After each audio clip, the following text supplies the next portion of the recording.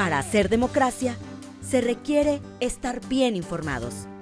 La Urna, programa del Instituto Electoral de Coahuila. Los temas democrático-electorales al alcance de la ciudadanía.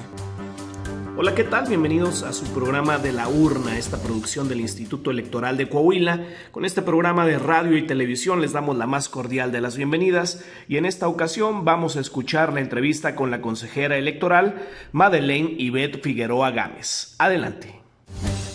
Protagonistas de la vida democrática de Coahuila y de México en comunicación directa con usted. La entrevista. Bienvenidas y bienvenidos a un programa más de La Urna. El día de hoy vamos a hablar de dos temas muy importantes. En el bloque 1 vamos a hablar sobre el Día Internacional para la Erradicación de la Violencia contra las Mujeres, que hace algunos días tuvo verificativo. Y en el bloque 2 vamos a platicar sobre la consulta infantil y juvenil 2021. Para iniciar nuestro bloque 1, le doy la bienvenida a la maestra Lorena Vázquez Correa. Lorena Vázquez Correa es investigadora legislativa en el Instituto Belisario Domínguez del Senado de la República. Además, es doctorante en Derecho en la Universidad Nacional Autónoma de México y especialista en género. Bienvenida, Lorena Vázquez, ¿cómo estás? Muchas gracias, muy bien. Encantada de estar en este espacio con ustedes. Gracias por la invitación. No, muchísimas gracias a ti. Encantados de tenerte el día de hoy con nosotros para platicar de este tema que es muy importante. Nosotros, o yo creo que la mayoría de la población, ubicó este día del que estamos platicando como el Día Naranja. Entonces, primero, que nos comentes qué es el Día Naranja, qué se conmemora. El Día Naranja, que se celebra el 25 de cada mes, es un día que se reserva precisamente para crear conciencia, para prevenir, para promover acciones, para combatir la violencia contra las mujeres. Esto se hace, como señalaba, una vez cada mes, el día 25, y en particular, el pasado 25 de noviembre, conmemoramos el Día Internacional para la Erradicación de la Violencia contra las Mujeres. Este 25 de noviembre, lo que se hace es precisamente generar conciencia sobre las violencias contra las mujeres en todo el mundo, este problema que pues atañe a todos los países y que pues nos llama la atención para crear acciones para combatir y erradicar este fenómeno. Perfecto, Lorena. Entonces, entiendo que en esta ocasión, en este mes de noviembre, se juntaron estos dos días, porque yo creo que la mayoría vimos en redes sociales que el Día Naranja, que el Día Internacional. Entonces, esta distinción que tú haces es muy importante porque tenemos que resaltar que que cada mes tiene su Día Naranja entonces, que sería el día 25, ¿verdad? Así es, el Día Naranja es el 25 de cada mes y el 25 de noviembre de cada año es el Día Internacional para la Erradicación de la Violencia contra las Mujeres. Pues muy importante hacer esta distinción y sobre todo entender por qué estamos conmemorando este día. Ahora te pregunto, Lorena, violencia de género, violencia contra las mujeres. ¿Estamos hablando de lo mismo? ¿A qué se refiere? Adelante. Sí, la violencia de género refiere a actos contra personas o grupos en razón de género, es decir, que tienen por objeto inhibir o menoscabar el ejercicio pleno de sus derechos, así como causar o hacer daños físicos, sufrimiento, perjuicios, daño psicológico, daño sexual, daño económico, patrimonial, pero estas acciones, al ser en razón de género, pueden afectar tanto a hombres, niños, pero lo que sucede en la realidad es que afectan de manera desproporcionada a las mujeres. Entonces, para señalar y para visibilizar que este fenómeno de la violencia de género afecta de manera desproporcionada a las mujeres y a las niñas, pues se usa el término específico de violencia contra las mujeres y las niñas. No es, digamos, un tipo diferente de violencia, sigue siendo violencia en razón de género, pero se visibiliza que quienes son más afectadas por este fenómeno, que es la violencia de género, son las mujeres y las niñas. Sin embargo, pues la violencia de género también puede afectar a los hombres, a los niños y incluso a personas de la diversidad, porque precisamente pues la característica de la violencia de género es que los motivos o la razón de esta violencia tiene que ver con el género de las personas, por lo que también se puede incluir a grupos de la diversidad dentro de estas violencias. Ok, ok, perfecto, Lorena. Eh, este tema de la violencia contra las mujeres, como bien dices, es el grupo que históricamente ha estado violentado. ¿Qué consecuencias tiene la violencia contra las mujeres en nuestras sociedades? Pues las consecuencias son múltiples y es importante visibilizarlas porque pues a partir de ello también se puede poner, digamos, sobre la mesa la importancia de implementar acciones para prevenirla, para atenderla, pero también para erradicarla. Las consecuencias tienen que ver, pues precisamente en que limitan el ejercicio de los derechos de las mujeres, el ejercicio pleno de sus derechos, pero también limitan el desarrollo individual y por tanto también limitan el desarrollo de los países. Es decir, la violencia creciente contra las mujeres tiene efectos no solamente en las víctimas, en lo individual, sino que tiene consecuencias en lo social. Y a fin de cuentas, el desarrollo de los países se ve mermado por estas condiciones de desigualdad entre mujeres y hombres y por la creciente violencia hacia sectores específicos de la población como son las mujeres y las niñas. Entonces, pues una consecuencia inmediata es que se vulneran estos derechos de las mujeres, de las niñas, se limitan, se menoscaban su desarrollo, tanto individual como el desarrollo de los países, digamos, en términos agregados. Muchas gracias, Lorena. Ahorita que hablas sobre esto, bueno, ¿qué podemos hacer o cómo podemos impactar en mayor medida? ¿De qué herramientas nos podemos tomar para erradicar en el menor tiempo posible la violencia contra las mujeres?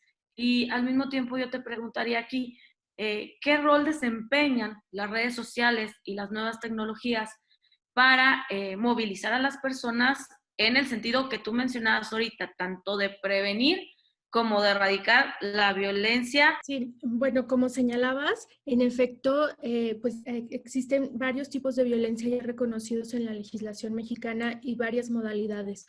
Los tipos de violencia son la psicológica, la física, la patrimonial, económica y la violencia sexual.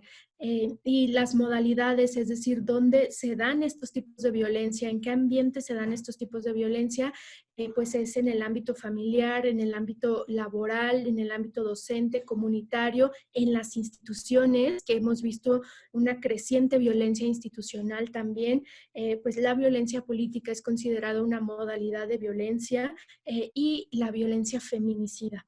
Y precisamente lo que hemos visto en los últimos meses es que han incrementado estos tipos de violencia. Hay que reconocer que en nuestro país se actualizan las cifras de violencia, incluidas las violencias contra las mujeres, se actualizan cada mes. Entonces, gracias a esas cifras, pues podemos ver cada mes cómo se van incrementando las incidencias de estos delitos. Entonces, pues aquí es muy importante tu pregunta, porque si las políticas públicas están fallando, de acuerdo con las cifras que tenemos, pues entonces conviene preguntarse qué hacer para cambiar esas políticas públicas que, pues como tú dices, atiendan, prevengan estos delitos, pues lo sancionen, que hay que resarcir el daño a las víctimas y pues buscar las maneras de erradicarla. Entonces, pues esta no es una pregunta sencilla en ningún sentido, pero hay que señalar que hay diferentes tipos de acciones y que corresponden a diferentes instituciones. Pero una característica que se ha visto o que ha llamado la atención es precisamente que se tiene que trabajar con las víctimas. ¿Qué significa? Es decir, es una visión de la violencia, una política del Estado que está enfocada en las víctimas. Digamos, una política pública que lo que hace es trabajar en el territorio, cómo está funcionando directamente en el territorio, los obstáculos para que las mujeres denuncien y para que las mujeres pues estén en ambientes libres de violencia, y a partir de ese conocimiento del territorio diseñar políticas públicas que atiendan a esas dinámicas territoriales. Entonces, aparentemente, digamos, como señalan las cifras que las políticas públicas no están funcionando, entonces pues una respuesta tentativa es que se tiene que trabajar muchísimo más en el territorio para identificar cuáles son esos obstáculos reales que las mujeres están enfrentando, y que la política de Estado pues tenga este enfoque de atención a las víctimas desde el territorio. Respecto de las preguntas de las redes sociales, y las marchas, también las movilizaciones, pues la respuesta es que son muy importantes, porque precisamente estas marchas y las redes sociales han visibilizado que las violencias contra las mujeres deben ser prioridad para los gobiernos. Eso es fundamental. ¿Por qué? Porque muchas veces los gobiernos están en sus dinámicas, incluso a veces electorales, y no atienden los problemas que están afectando a la ciudadanía, como la violencia política contra las mujeres. Entonces, sin estas movilizaciones en las calles, sin estas pintas que hacen las mujeres feministas, sin la atención que logran de los medios de comunicación a las demandas de las mujeres feministas, y lo mismo en las redes sociales, sin esa movilización, los gobiernos no pondrían en su agenda prioritaria el tema de las violencias políticas contra las mujeres, las violencias en general contra las mujeres. Entonces, las redes y las marchas juegan un papel muy importante para que se priorice este tema, y elevan los costos políticos de ignorar el tema de las violencias y las demandas feministas. Entonces, pues son muy importantes, y por eso pues también es de celebrar a las mujeres que hacen estas manifestaciones y que participan en estas actividades. Muy ilustrativo, muy explicativo lo que nos comentas, querida Lorena. Realmente aquí yo destacaría dos cosas de lo que comentaste, que sería primero incentivar y seguir trabajando en el tema de la cultura de la denuncia ante cualquier tipo de violencia que llegaran a sufrir las mujeres. Entonces creo que esto es muy importante, porque eso es lo que, como comentas, nos va a dar las cifras, nos va a dar los datos para poder después implementar políticas encaminadas a, de manera más rápida, en el menor tiempo posible, erradicar la violencia en general contra las mujeres y en su ámbito político también. Y segundo, destacar la participación de todas las mujeres activistas, de todas las organizaciones, e incluso las que no están tan organizadas, que son las que realmente en las últimas fechas han estado movilizando al país y han hecho esa gran labor de visibilizar, con lo que tú mencionas, con las pintas, con sus marchas, visibilizar el tema de la violencia contra las mujeres y la gravedad que esto tiene para nuestro país. Entonces, querida Lorena, ¿algo más que quisieras agregar o comentarnos sobre este tema? Sí, muchísimas gracias. Bueno, pues cerrar diciendo que también es importante promover políticas públicas enfocadas en la prevención del delito, y estas políticas pues pueden ser enfocadas en las personas agresoras.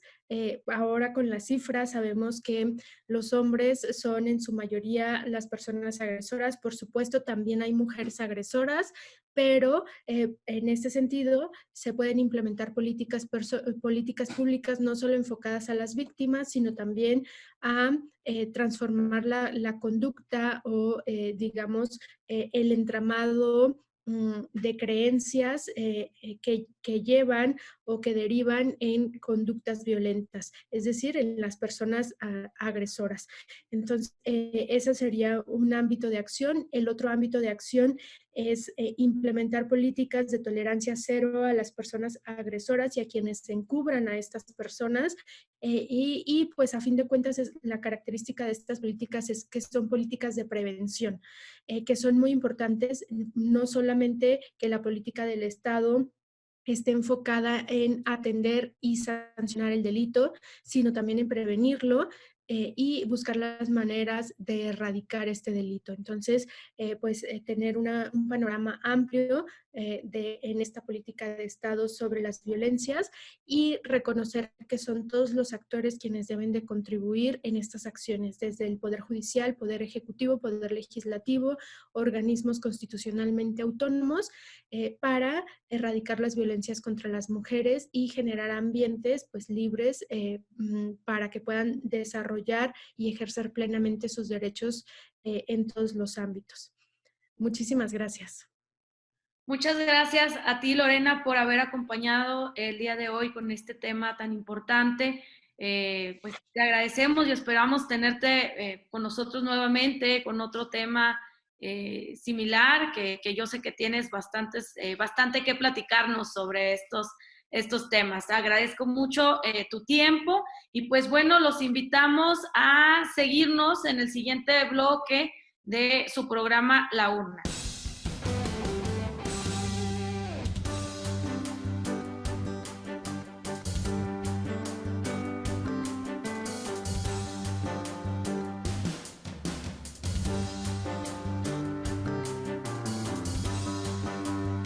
Bienvenidos a un programa más de La Urna.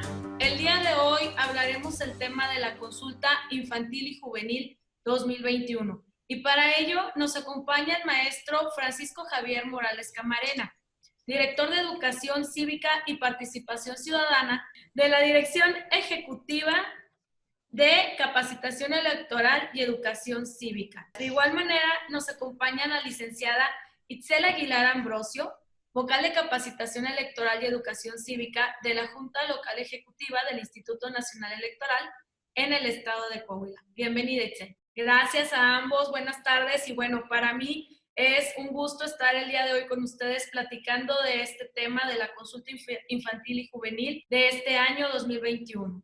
Quisiera en primer término preguntarles, ¿en qué consiste la consulta infantil y juvenil 2021? ¿Qué es la consulta? Yo creo que sobre todo es un espacio de participación y de expresión donde las niñas, niños y adolescentes podrán hablar sobre temas que tienen que ver con su vida cotidiana y que forman parte de la vida pública del país, estas temáticas, ¿no? Cuya finalidad es ofrecer a este sector de la población una oportunidad, un espacio de participación. Es el ejercicio de participación de niñas, niños y adolescentes pues, nacional más grande que se lleva a cabo en nuestro país. El objetivo general de la consulta, ¿cuál es? Pues es generar un espacio de participación y reflexión entre las niñas, niños y adolescentes para que puedan ejercer su derecho a expresarse y que sus opiniones sean tomadas en cuenta sobre los temas que le atañen de manera directa en la vida cotidiana, ¿no? Lo que buscamos es que los resultados de esas voces que se expresan detonen acciones impulsadas por el Estado mexicano, por la sociedad civil y por otras instituciones que tienen como finalidad contribuir a garantizar pues los derechos de las niñas, niños y adolescentes. Muchas gracias, Francisco Morales. Yo aquí quisiera que nos ayudaras a resaltar cuál es la importancia del ejercicio de los derechos de participación y expresión de las niñas, los niños y los adolescentes. ¿Por qué es necesario que ellos participen?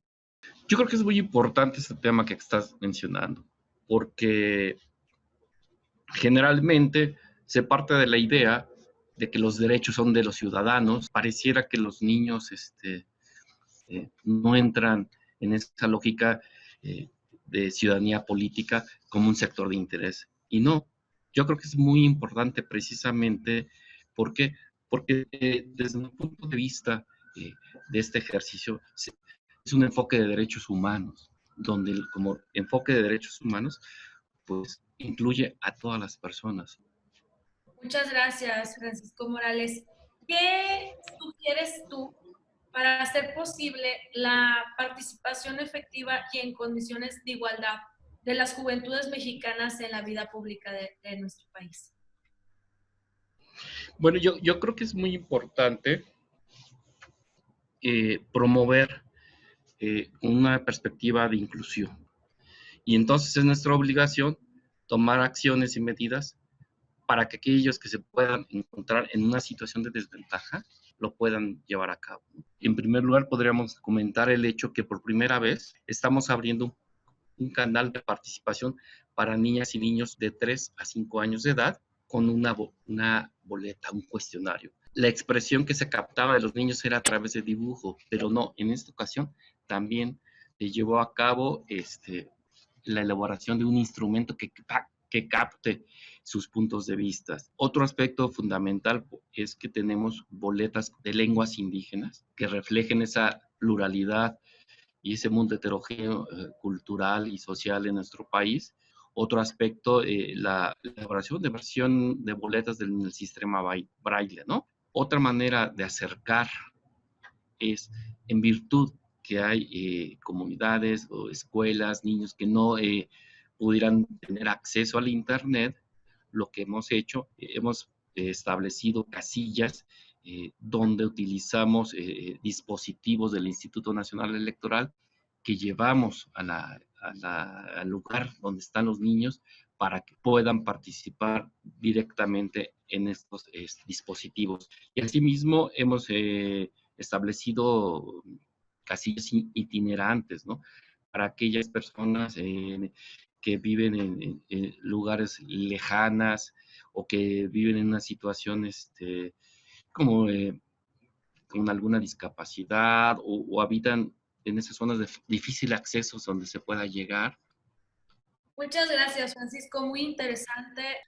Ahora le preguntaría a Itzel Aguilar que nos pueda comentar un poquito más sobre qué sugiere que se deba de implementar para garantizar los derechos de participación y expresión de las niñas, los niños y los adolescentes.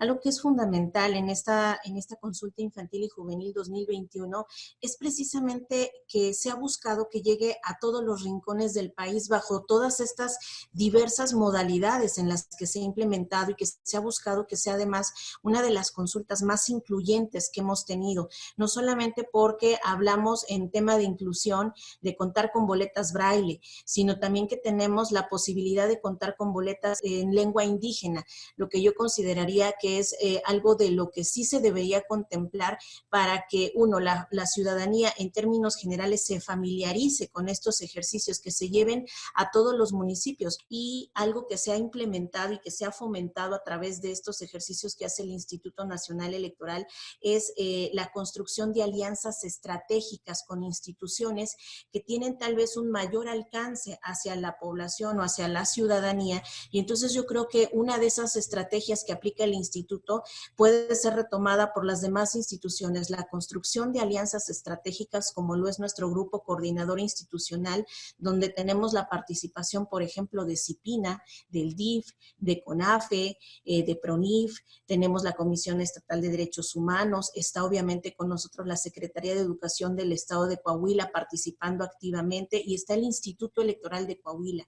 Entonces, este ejercicio que hace el instituto de conformar estas alianzas estratégicas nos permiten tener un mayor alcance para poder llevar estos ejercicios de participación dirigida a la población infantil y adolescente y joven para que llegue a todos los rincones del Estado. Yo creo que esa es una estrategia fundamental que no solo en este ejercicio, sino en otros ejercicios ha implementado el Instituto Nacional Electoral, particularmente a través de la Dirección de Educación Cívica y Participación Ciudadana. Y creo que con estas alianzas estratégicas, sumados los medios de comunicación, podemos generar que la ciudadanía primero se entere, conozca, sepa cómo participar y empezar a fomentar estos valores de la participación desde edades tempranas, que es fundamental. Si bien el instituto tiene estrategias dirigidas a la población adulta, creo que estos ejercicios de participación en las primeras infancias, adolescentes, previos a cumplir los 18 años, son fundamentales. Muchas gracias, Kelly Itzel. ¿Nos podrías comentar de manera muy breve cuál es el contenido de las boletas de esta consulta infantil y juvenil 2021? Sí, excelente pregunta. Tenemos 4 boletas. Por primera vez tenemos esta boleta dirigida al rango de edad entre 3 y 5 años, que si bien antes participaban a través de dibujos, es importante también recoger la opinión de ellos. Entonces, son 3 temas fundamentales sobre los que versan estas 4 boletas que tenemos en esta consulta infantil. El cuidado del planeta, que es fundamental, el bienestar y los derechos humanos. Y en estos 3 temas principales les preguntan, por ejemplo, su edad, obviamente, si se identifican con ser niño o niña, y ya sobre estas preguntas empezamos el desarrollo de los demás temas, cómo son, sobre todo, cómo se han sentido durante esta pandemia, qué proponen o qué piensan ellos sobre quién debería cuidar el planeta y cómo o qué deberíamos hacer para cuidar el planeta. También preguntas relacionadas a cómo han estado tomando las clases, que eso es una actividad fundamental en estas edades, ¿no? La actividad escolar que les permite desarrollar competencias para la convivencia en sociedad y que de alguna manera se ha visto modificado por las condiciones actuales de pandemia y cómo se han sentido en estas condiciones, quiénes los cuidan, cómo los cuidan, si han vivido algún tipo de discriminación o han percibido en su contexto familiar o incluso social algún tipo de discriminación o de violencia. Y en tema de derechos humanos, pues temas relacionados con la educación, con la salud. Básicamente son preguntas de su vida cotidiana sobre estos 3 temas fundamentales en 4 boletas. Una boleta para el rango de 3 a 5 años, una boleta para el rango de 6 a 9 años, otra boleta para el rango de 10 a 13 años y la última boleta que es de 14 a 17 años. Qué interesante, Itzel. Ahora yo le preguntaría al maestro Francisco, ¿qué es lo que sigue para el Instituto Nacional Electoral una vez que cierre el plazo para que los niños, niñas y adolescentes puedan expresar su opinión? ¿Cuándo termina este plazo? ¿Hasta cuándo tienen para hacerlo? Antes de detallar tu pregunta, yo lo que quisiera comentar es que estas temáticas salieron de los propios niños. Es la primera vez que se hace, previo a la elaboración del cuestionario, un sondeo con niñas, niños y adolescentes donde se les consultó sobre qué temas querían hablar. Participaron más de 8,000 niños y de ahí salió esa temática. Estuvimos trabajando muy cerca con la Universidad Autónoma Metropolitana, quien estuvo haciendo una serie de análisis de los resultados de la consulta de 2018, y entonces una de las principales recomendaciones es: tenemos que hacer consultas donde no tengan el enfoque adultocéntrico, donde preguntamos los adultos lo que queremos saber y preguntamos cómo creemos que hay que hacerlo. Y en esta ocasión, primero les pregunto qué quieres decir y luego los instrumentos también se pilotearon con ellos para ver qué opinaban, si eso era lo que su inquietud que tenían. Yo creo que es algo muy valioso en esta edición. Y para decir a tu pregunta específica, pues mira, efectivamente, una vez concluido este ejercicio, vendrá un proceso de sistematización de los resultados que nos va a permitir, en primer lugar, poder de manera global, integral y estadística, sistematizar todas las voces de todo el país para que podamos decir qué están diciendo los niños. Una vez hecho ello, nosotros haremos una serie de actividades. ¿Qué actividades siguen? Bueno, siguen actividades como regresar, de lo que le llamamos regresar los resultados a la comunidad. Queremos que las niñas y niños conozcan su expresión. Vamos a constituir estos resultados en agendas temáticas que tienen el propósito que las autoridades estatales competentes escuchen qué es lo que se está pidiendo para que diseñen políticas de gobierno, programas, proyectos, acciones que tienen como finalidad dar respuestas a lo que se expresó el día de la consulta. Ese es un ejercicio muy importante.